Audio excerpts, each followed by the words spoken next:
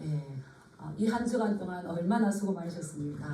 분주하게 또 열심히 사시다가 이 시간에 예배하고 오셨는데 그 주님의 이름으로 사랑하고 축복합니다.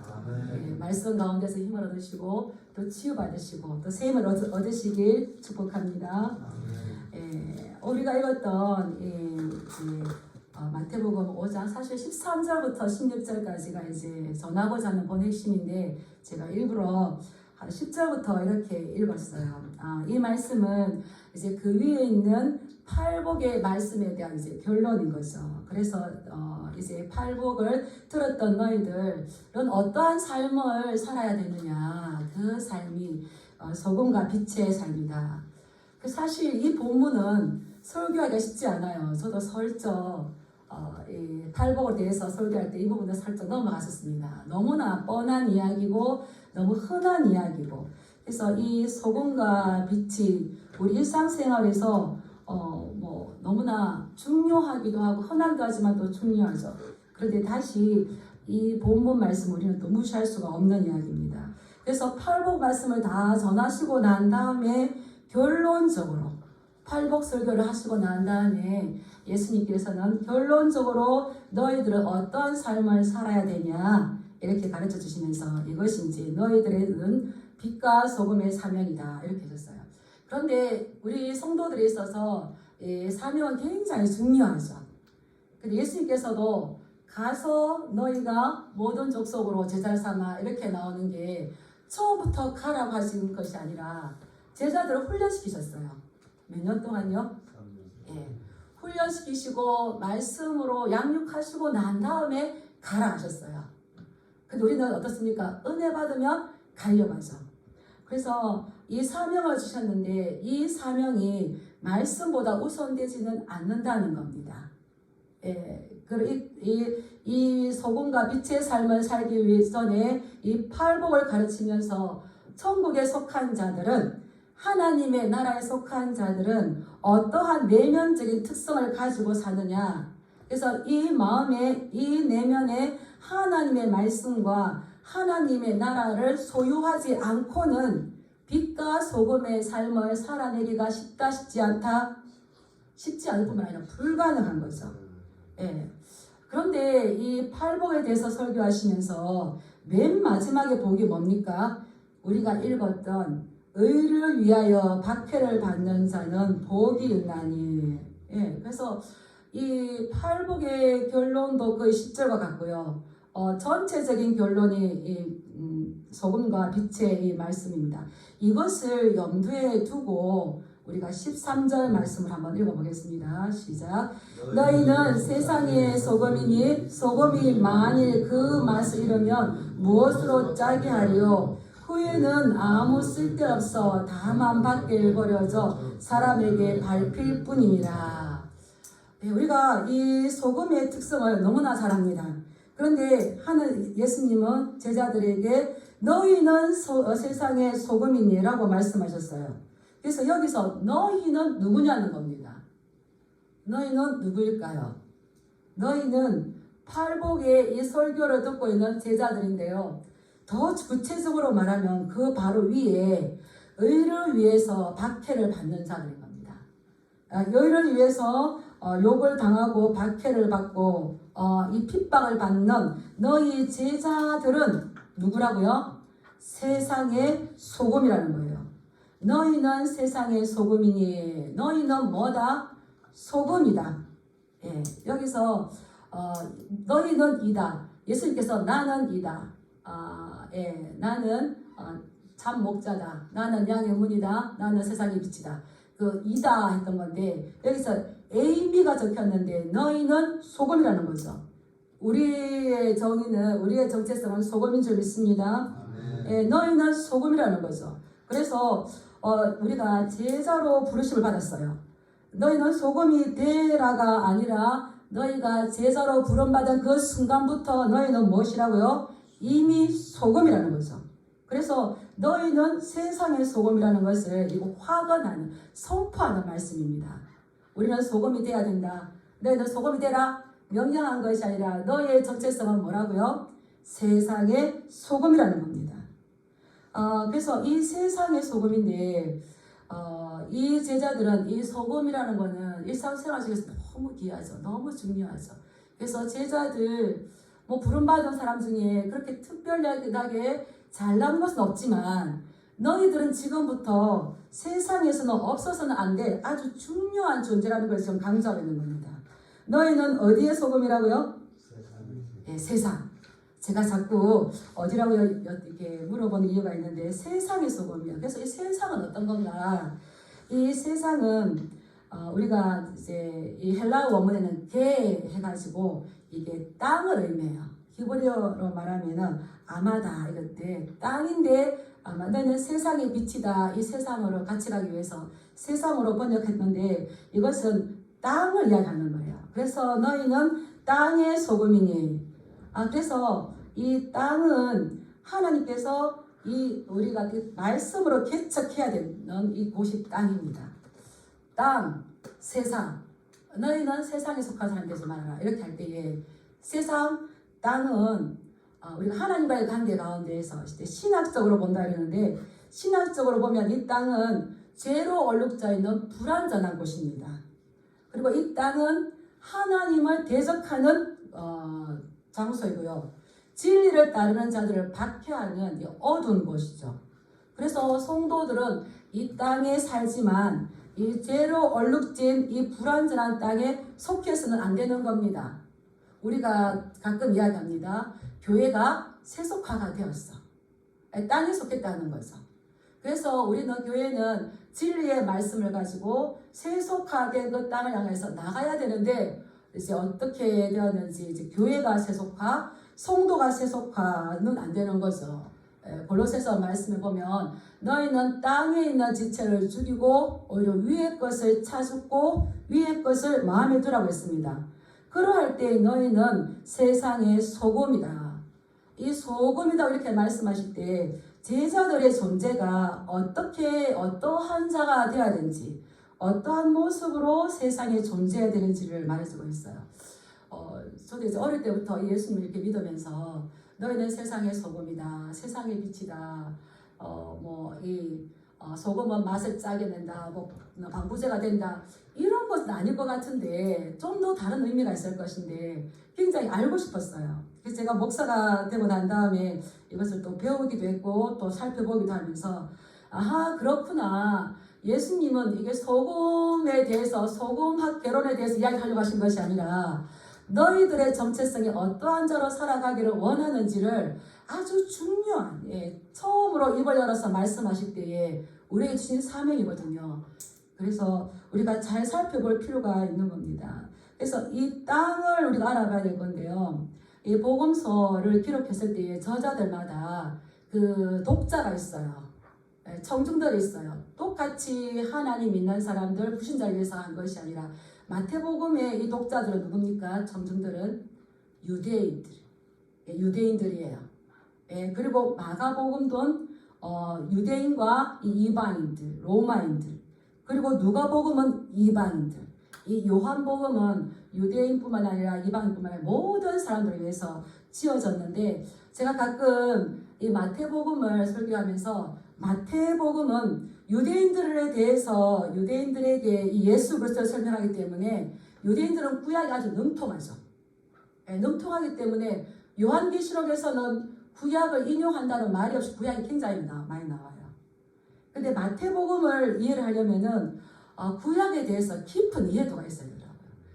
안 그러면은 우리의 생각대로 막 소금이 어떤 건지를 막 분석하게 되는 거죠. 그런데 이 마태복음은 유대민족의 혀를 향하여서 썼기 때문에 마태가 이렇게 말하면 너도 알고 나도 아는 이야기. 생뚱맞게 다른 데서 가져온 이 말씀이 아니라 너도 알고 나도 아는 이 이야기를 가지고 예수 그리스도를 설명하는 이 이야기가 마태복음인 거죠. 그래서 소금이 맛을 낸다, 부패를 방지한다, 짜다, 이것을 떠나서 이제 이 소금은 어떤 역할을 하는가. 그래서 마태가 유대인들에게 이것을 기록했기 때문에 너희는 세상의 소금이다. 다시 말하면 너희는 땅의 소금이다 할 때에 이 땅이 어떠한 곳인가 우리가 살펴봐야 된다는 겁니다. 땅은 어떤 곳인가?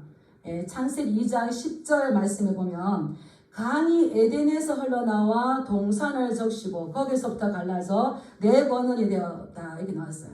이 강이 에덴에서부터 흘러나와서 동산을 적시고 거기서 이제 네 강의 근원이 나와서 비손강, 히손강, 기혼강, 히데게 유브라데 강이 네 강이 이제 근원이 만들어지지 않습니까?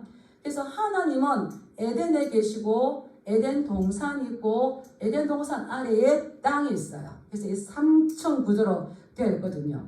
하나님은 이제 에덴에 계시지만 이 에덴 동산이라는 건, 이 에덴이라는 것은 우리가 오늘날로 말하면 거룩한 공동체, 교회인 것입니다. 그래서 에덴은 아담과 하와가 하나님의 약속의 말씀에 순종하면서 사명을 감당해야 될 땅인 거죠. 에덴을 이 땅을 에덴 동산처럼 개척해야 되는 곳입니다. 그래서 우리가 잘 아는 창세기 2장 15절의 말씀 보면 여호와 하나님이 그 사람을 이끌어 에덴 동산에 두어 그것을 경작하며 지키게 하시고, 하나님께서 이 아담을 땅의 뒷골로 만드시고 에덴 밖에서 만들어서 에덴으로 데리고 오신 것 같아요. 그렇게 해서 이 에덴에 이끌어서 동산을 경작하며 지키겠다는 겁니다. 그래서 이 땅이라는 것은 이제 죄로 타락하기 전에부터 인간의 손길을 필요로 합니다. 그래서 경작해줘야 되고, 인간도 땅이 필요하지만 땅도 인간의 손길을 필요로 하는데, 이 아담과 하와는 이 땅을 에덴 동산처럼 거룩한 공동체로 만들어야 되는 사명이 있는데, 아담과 하와는 그 순종함으로 이것을 경작했던 것이 아니라 그 거룩한 땅에 누가 들어오겠던 겁니까? 뱀의 모습으로 온 사단이 죄가 들어오게 함으로 인해서 이 땅은 타락하게 되었다는 겁니다. 그래서 다시 아담 하와가 이 땅을 개척해야 되는 것인데, 그 후로는 죄가 들어왔고 어둠이 들어왔고 악이 성행하여서 악이 지배하는 땅이기 때문에 치유하고 회복해야 하는 곳이 되었던 겁니다. 예수님께서 그래서 이 땅에 오셨죠. 그러시면서 예수님께서는 너희는 지금 어디의 소금이라고요? 세상의 땅의 소금이라는 거예요. 땅의 소금. 근데 이렇게 소금이라 하면 우리는 소금 뭐지? 그렇지. 소금을 적당하게 뿌려 놓으면은 부패를 좀 더 더디게 하기 때문에 필요하다. 맛을 낸다. 이렇게 생각하지만 마태 기자는 이거를 유대인들에게 향하여 적었습니다. 유대인들이 이 소금이라는 이 말을 들으면 이제 그들은 언약을 생각해요. 마가복음 9장 50절 말씀을 보면 또 예수님께서 제자들이 이렇게 말씀하십니다. 소금은 좋은 것이로되 소금이 맛을 잃으면 무엇으로 짜게 하려? 너희 속에 소금을 두고 화목하라. 우리나라 정서에서는 소금을 두고 화목하라, 이게 이해가 안 가요. 저도 이해가 안 갔어요.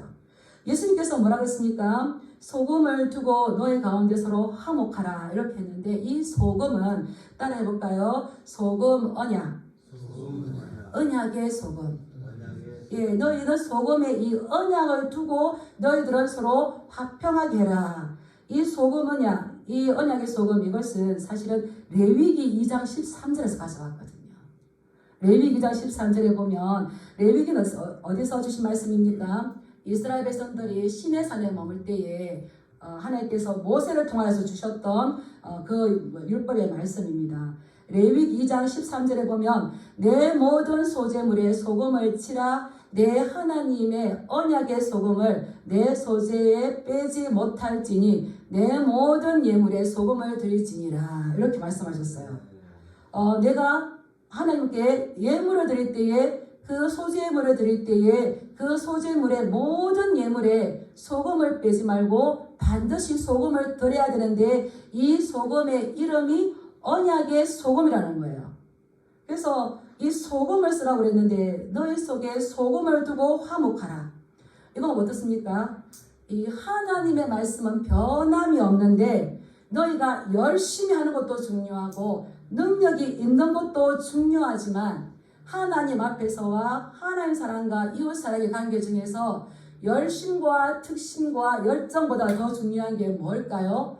소금을 두어서 해라. 이 말은 변함없는 마음이 중요하다는 거죠. 변함없는 마음. 그래서 이 너희가 서로 소금을 두고 화목하라는 것은 이 서로의 관계를 좋게 할 수 있도록 소금은 그 속에 들어가서 녹아져서 없어지는 겁니다. 그래서 우리는 이 관계를 굉장히 소중하게 해야 되는 거죠. 이 소재에 소금을 칠하는 것은 이 백성들이 하나님과 맺어진 언약은 소금이 변함이 없이 영원하다는 겁니다. 이 소금을 치면서 하나의 상징인 거죠. 소금을 치면서 하나님은 우리에게 약속하신 그 언약이 불변하시고 영원하시고 영원토록 우리에게 지켜가신다. 그렇다면 소금을 두면서 우리가 해야 할 건 뭘까요? 나 또한 변함없이 그 하나님의 말씀을 지킬 것이라는 것을 언약하는 거죠. 그래서 우리는 하나님께서 우리를 무조건적으로 사랑하시는 것이 아니라 이 언약, 소금 언약을 가지고 내 모든 예물에 이 소금을 드리라 했던 것은 하나님께서 백성들을 사랑하시지만 이 백성들에게도 변하지 않는 믿음을 요구하셨다는 겁니다. 그래서 우리는 항상 하나님과의 나와의 관계에서 변하지 않는 어떤 특심이 아니라 열정이 아니라 능력이 아니라 이 변함이 없는 이 마음을 잘 가지고 있는가 봐야 되는 거죠. 그래서 히브리 사람들은 이제 너는 참 소금 같은 사람이다 이런 말을 잘 쓴대요. 우리나라로 말하면은 참 그 사람 진국이야.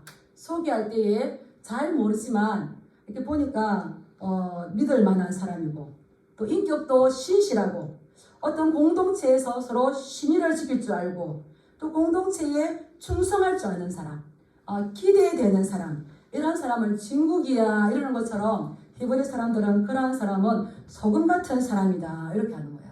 그래서 이 소금은 굉장히 많이 쓰는데 우리 일상생활에서 안 쓰기 때문에 이제 어색한 거죠. 역대하 13장 5절의 말씀에도 보면은요, 이스라엘 하나님 여호와께서 소금 언약으로 이스라엘 나라를 영원히 다윗과 그의 자손에게 주신 것을 너희가 알 것이 아니냐. 이스라엘 백성들에게서 다윗 언약은 너무나 중요합니다. 내가 너의 왕위를 내 앞에서 영원히 보존하게 할 것이고 영원히 경고하게 할 것이고 너를 결코 버리지 않을 것이다. 이 약속은 너무 중요하죠. 영원히 보존되고 영원히 버리지 않을 것이다. 이 약속을 이스라엘 백성들은 무슨 언약을 한다고요? 소금 언약이에요. 소금 언약. 민수기 18장 19절 말씀에서도 이는 여호와 앞에서 너와 내 후손에게 영원한 소금 언약이다. 그래서 너희는 세상의 소금이다. 이 말씀은 우리가 가장 소중한 것을 이야기할 때에 이 소금이다. 고대 근동에서는 서로 계약을 할 때에 아주 중요한 이 언약을 맺을 때에 서로 식사를 한답니다. 식사를 하면서 그 중에 가장 중요한 것이 서로 소금을 나눈대요. 소금을 서로 나눈대요. 그러면 왜 소금을 나누냐 하면 너와 내가 소금을 나눌 때에 이 언약에 대해서 이 계약에 대해서 지켜야 할 책임과 의무는 너와 내가 똑같다, 동일하다. 그래서 하나님과 우리와도 이 관계를 소금 언약이라고 했어요. 이것은 하나님만 지켜서 될 뿐만 아니라 우리 백성들도 지켜야 된다는 거죠. 이것을 쌍무 언약이라고 합니다. 우리가 예수님을 믿는 순간 우리는 천국 백성이 되었고 예수 그리스도의 제자가 되었지만 예수 그리스도의 제자가 되는 이 권리에서 더 나아가서 그 제자로서의 삶을 살아내야 될 책임과 의무를 행해야 된다는 것을 예수님은 제자들에게 한 번 더 말씀하고 계시는 겁니다. 그래서 너희는 이 땅의 소금인 거죠. 그런데 13절 말씀 다시 한번 읽어볼까요? 시작. 너희는 세상의 소금이니 소금이 만일 그 맛을 잃으면 무엇으로 짜게 하려? 후에는 아무 쓸데없어 다만 밖에 버려져 사람에게 밟힐 뿐이니라. 너희는 이 땅을 개척하고 취하고 회복해야 될 소금의 사명을 받은 그러한 땅의 소금인데 이것을 지키기 위해서는 소금 언약 헤세드 이것은 뭘 말하냐면 따라하겠습니다. 언약적인 신실함.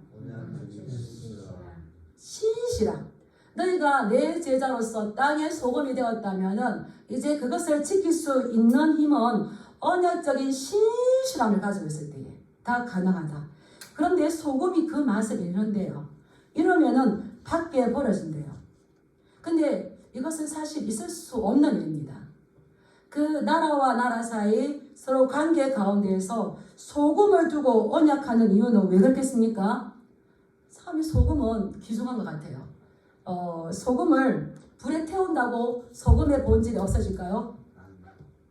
예, 소금을 볶아도, 돌 저구통에 넣어서 찌워도 소금은 물에 타도 소금의 맛은 이럴 수가 없습니다. 변질될 수가 없는 겁니다. 그래서 소금이 만일 그 맛을 잃으면 무엇으로 짜게 하리요? 이 말은 절대 있을 수가 없는 일인데 한번 따라하겠습니다. 소금은 절대 맛을 잃을 수가 없다.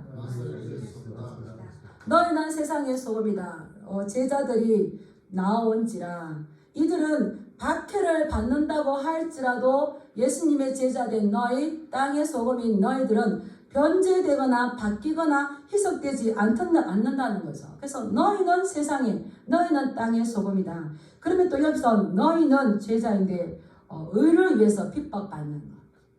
의는 누구를 이야기하겠습니까? 예수 그리스도 때문에. 그래서 우리는 예수 그리스도의 제자이고요. 예수 그리스도의 제자라면 소금이라는 정체성을 가지고 있는데 이 소금의 정체성을 가지고 있다면은 예수 그리스도를 위하여서 박해를 받는 그런 모습, 그리고 박해를 받고 핍박을 받고 죽임을 당한다 할지라도 우리는 변할 수가 없는 존재라는 겁니다. 이것이 제자들이 향해서 너희는 땅의 소금이라고 하는 거예요. 그래서 우리는 소금이 되려고 힘쓸 필요가 없습니다. 소금이 되어야 되는 것이 아니라 한번 따라해 보실까요? 내가 예수님을 믿는 순간 나는 이미 소금이다. 그렇기 때문에 어려운 가운데서 힘든 가운데서 이 예배 자리에 왔다는 건 뭡니까?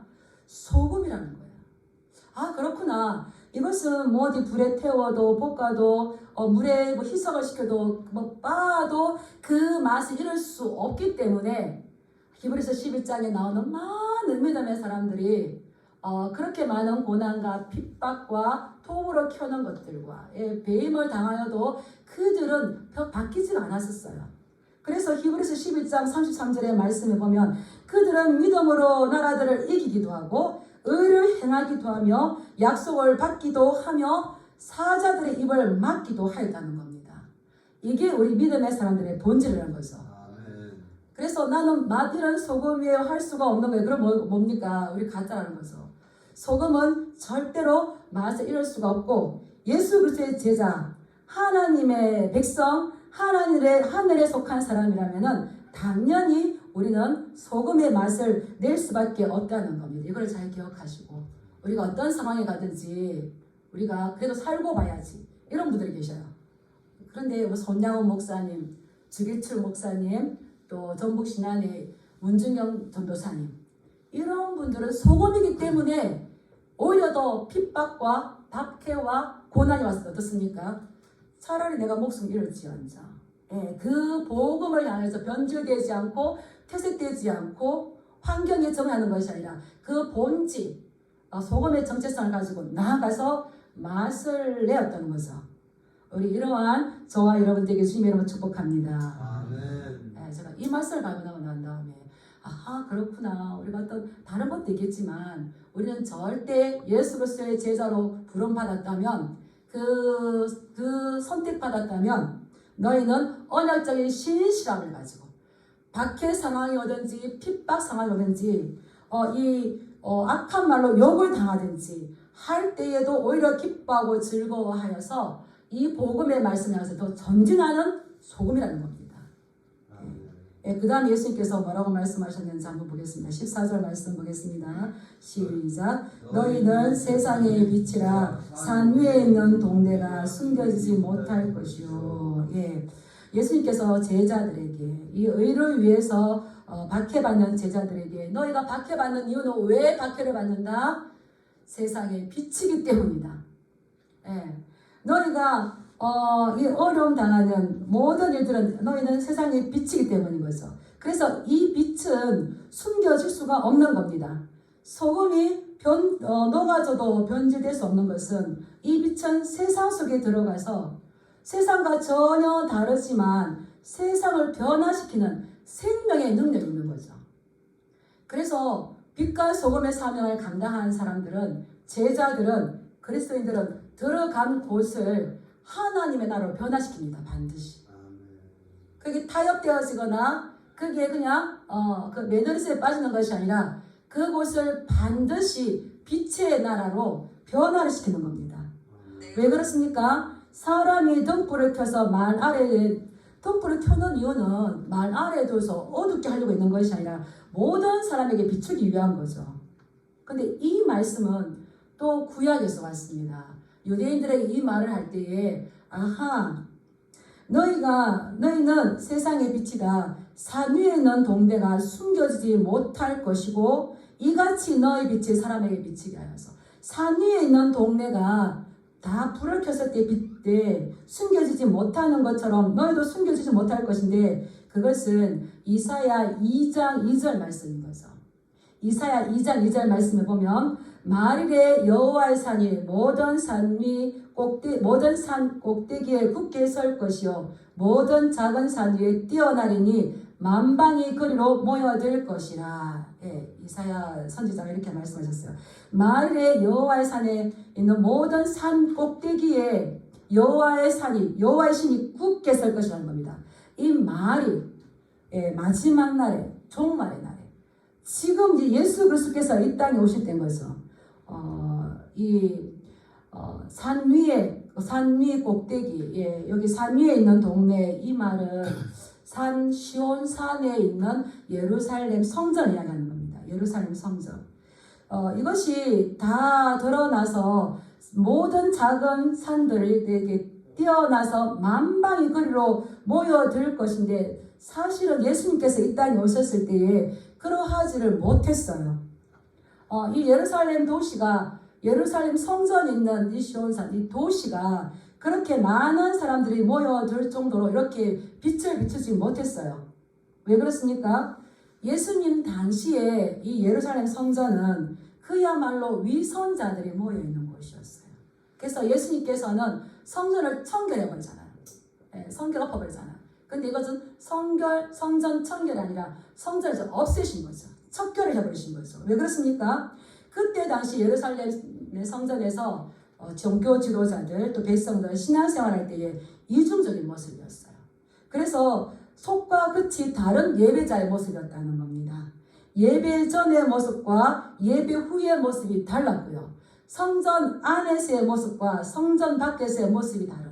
그래서 이 외식하는 자들이라고 책망을 많이 받았죠. 그러나 예수님께서 오셨었던 그 말일이 되면은 다시 이 예루살렘의 이 성전, 시온산, 오늘로 말하면 교회인 겁니다. 이것이 회복되어서 많은 사람들이 그리로 돌아와서 치유와 회복이 일어난다는 거죠. 그래서 이제는 하나님의 시온산에 성전이 세워지고 교회가 세워져서 여기서 다시 율법이 선포되어지고 많은 사람들이 이방에 비친 이 교회를 보고 돌아올 것인데, 그리스도가 오심으로 인하여서 이것이 시작되었다는 겁니다. 이 빛을 전하는 사명을 누구에게 맡겼습니까? 제자들에게 맡겼어요. 그래서 이사야 60장 1절에 보면 일어나라 빛을 발하라 이는 내 빛이 이르렀고 여호와 영광이 내 위에 임하였습니다. 우리는 이제 이때는 일어나라 빛을 발하지만 너희는 이제 소금이 되어라가 아니라 너희는 이미 빛이라는 거야. 빛이라는 거야.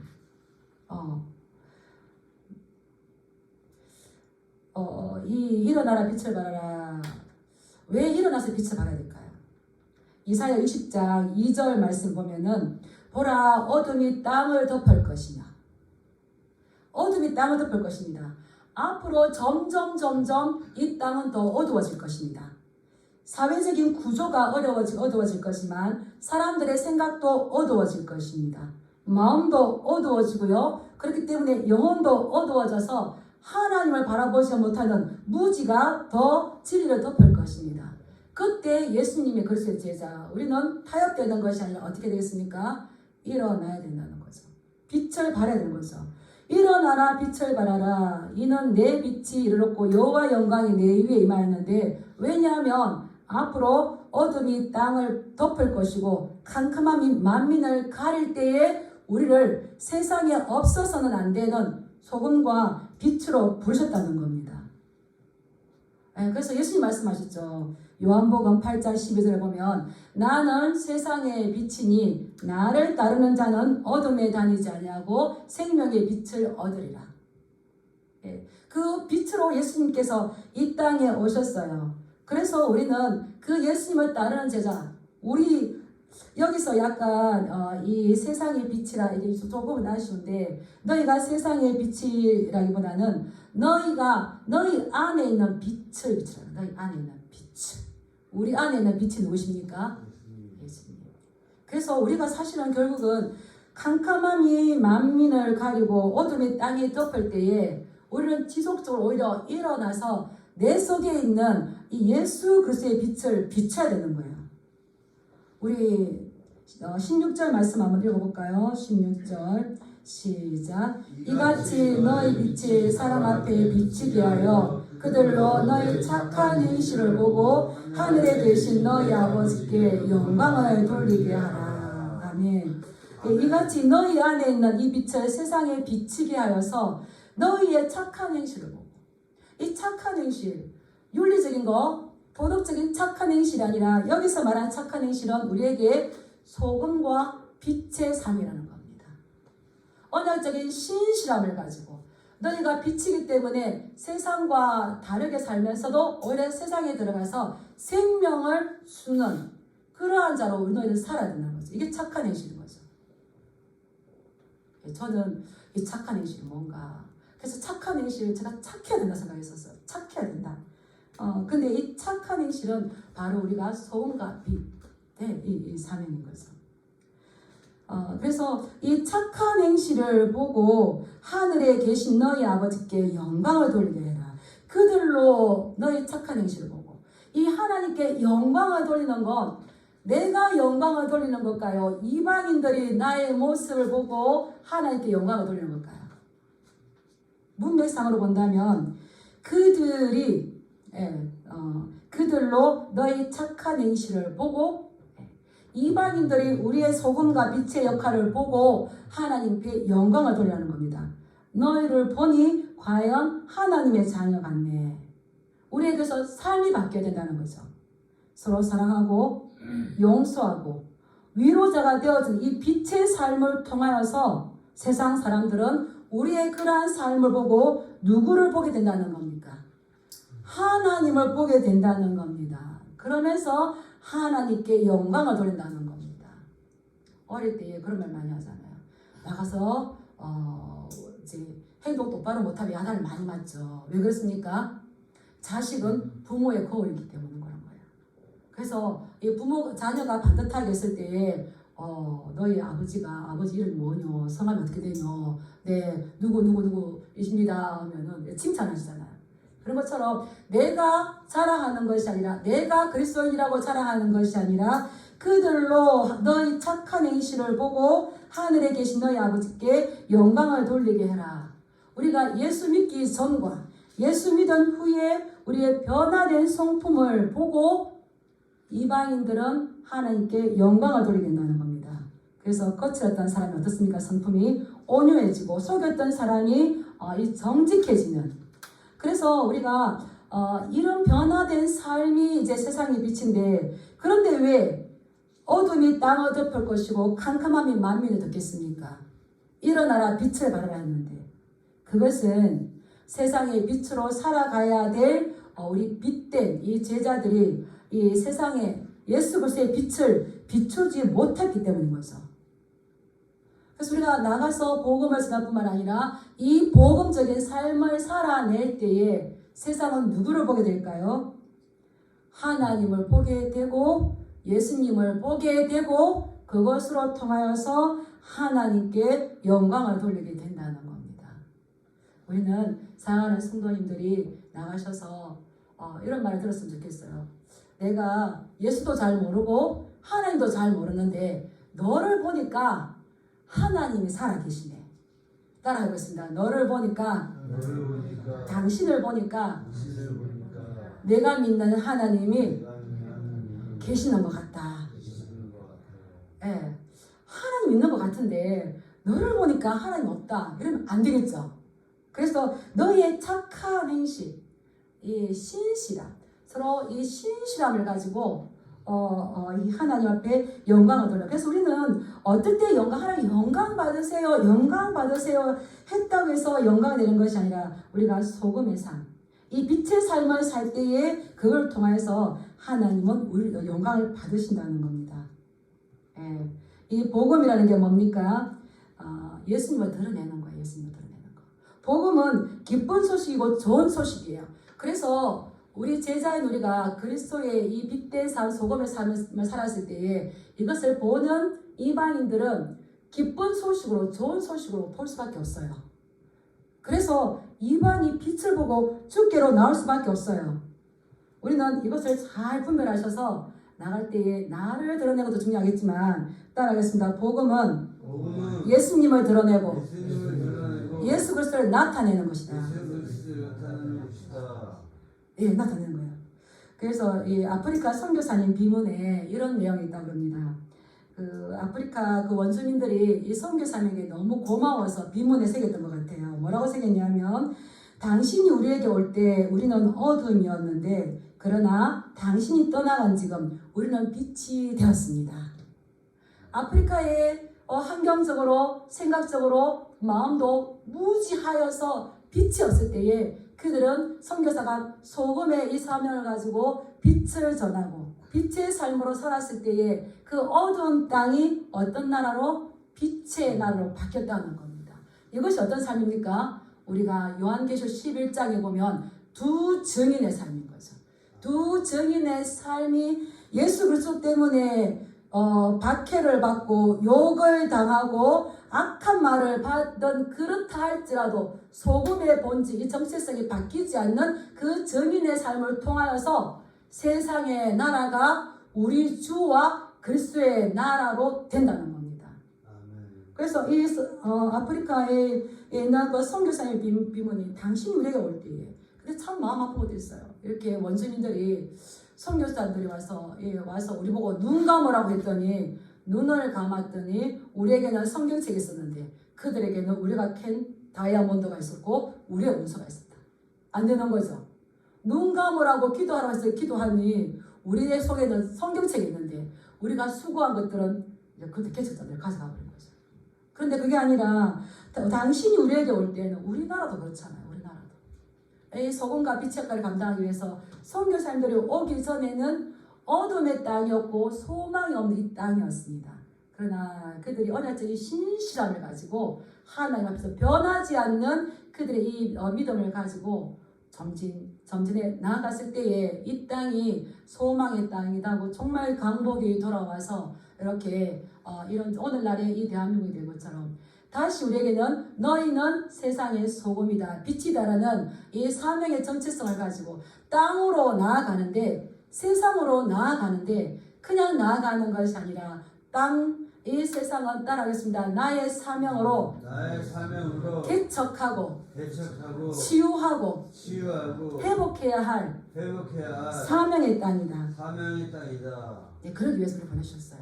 그래서 우리는 가서 세속화가 되거나 그 가난화가 되어서는 안 된다는 거죠. 그래서 우리에게는 예수 그리스도께서 우리를 이 자녀 삼아 주시고 하나님을 아버지라 부를 수 있는 이런 종교는 기독교밖에 없는 것 같아요. 이 놀라운 사랑을 받은 우리가 해야 할 것은 너희의 착한 행실을 보고 우리에게 어떠한 사명을 주셨는지를 보고 우리가 동화되어지고 세속되어 갈 것이 아니라 이 말씀을 근거로 하여서 동화되어지고 어두워져가지고 캄캄함이 없는 이 세상에 말씀의 빛으로 저들을 우리 주와 그리스도의 나라로 바꿔야 될 귀한 사명을 준 줄 믿습니다. 그러기 위해서 빛과 소금의 사명을 잘 감당하시오. 특히 우리 이 문산 지역을 또 우리를 보내셨어요. 우리가 빛을 자꾸 바라면 여기에 있는 모든 사람들 우리의 모습을 보고 예수 그리스도를 알며 이제 더 이상 우리의 모습을 보지 않는다 하더라도 그들이 말씀을 가지고 그리스도를 더 알아가는 이런 관계가 되겠죠. 그럴 수 있는 중매자 역할을 잘 감당하는 저와 여러분들 되길 주님의 이름으로 축복합니다. 기도하겠습니다. 우리 기도하겠습니다. 하나님